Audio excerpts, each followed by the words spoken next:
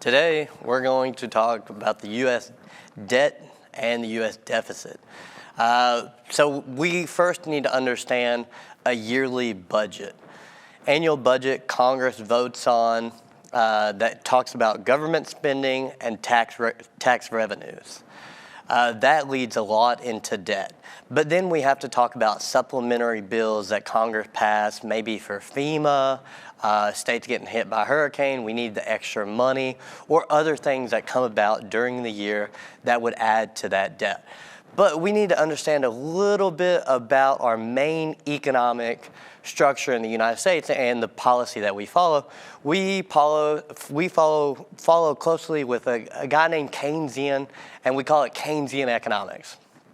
So Keynesian economics, during bad economic times, to get out of a contraction or a recession, you want to increase government spending or decrease taxes to get out of that contraction.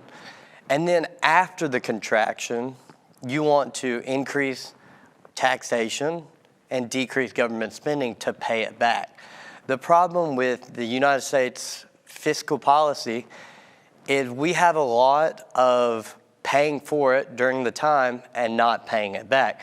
So the only two times that we've had a U.S. surplus or a debt surplus is in 1997, 1998, and early 2000s. And it's because we increased taxes and decreased government spending, and we had a bigger tax base because we cut welfare benefits and lowered the amount of time, which is welfare compensation. So that leads to how we are in $36 trillion worth of debt. A, we never increased taxes and decreased government spending during good economic times to pay for the contractions. B, we've also funded wars. Iraq and Afghanistan were very costly to the U.S. taxpayer. And you can look at prior wars that we never paid off before that.